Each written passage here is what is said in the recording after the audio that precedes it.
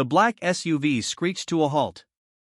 Three masked men dragged Emma Sullivan from the back seat, pressing a gun to her. Temple. 12 million or she dies, one growled. Nobody noticed the janitor nearby. Nobody ever did until his mop clattered to the floor, and in 3 fluid movements, the kidnappers lay unconscious. Emma stared at this nobody who moved like a predator. When a forgotten hero saves a powerful CEO, too. Broken souls discover that true strength lies in vulnerability, not power. This is their story. Jack Carter was a man deliberately designed to be overlooked.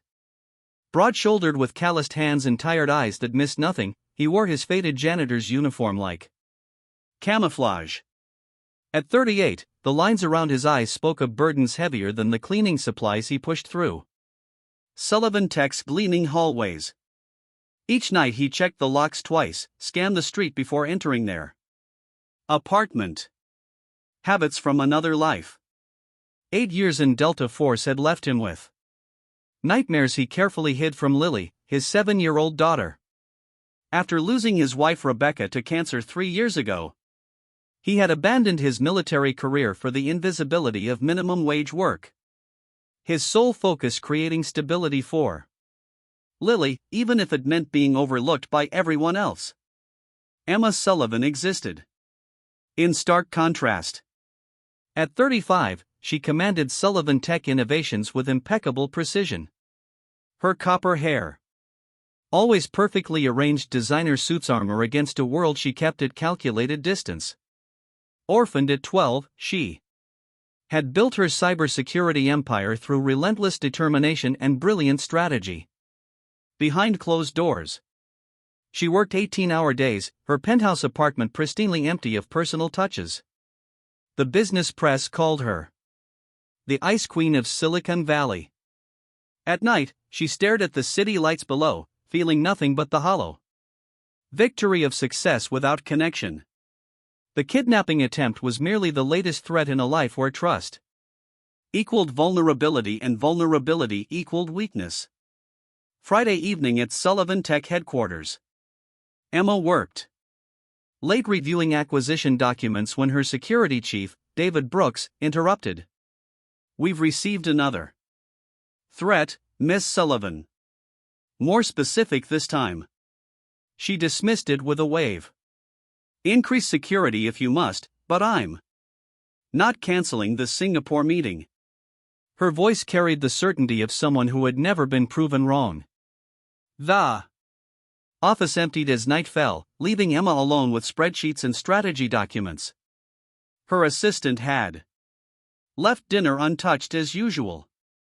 Outside her window, the city sparkled oblivious to the woman who helped shape its technological landscape. She checked her watch. Nearly midnight, time to head home to an empty penthouse. The executive parking garage was deserted except for her driver waiting patiently by the black sedan. Emma's heels echoed against concrete as she approached, mind already on tomorrow's meetings. She barely noticed when the lights flickered overhead, dismissing it as routine maintenance. "Good evening, Miss Sullivan," her driver said, opening the rear door. As Emma slid into the back seat, she registered something wrong, a scent that shouldn't be there.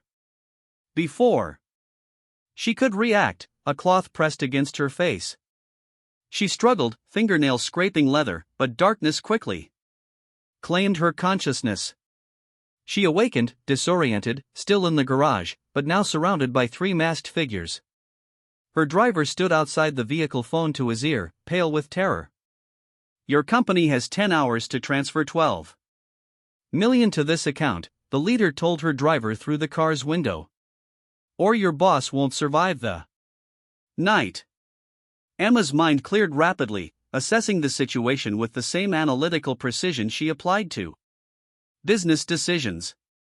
3 men, armed professional, not common criminals. They knew her schedule, had neutralized her security, her chances of survival diminishing by the second.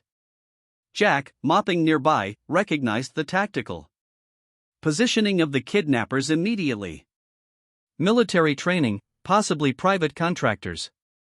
His mind calculated angles, distances, threat levels. An automatic assessment honed through years of covert operations. Lily's face flashed in his mind. He had promised her pancakes tomorrow. Getting involved meant exposure. Questions. His carefully constructed anonymity shattered. For 3 years he had worked to become invisible.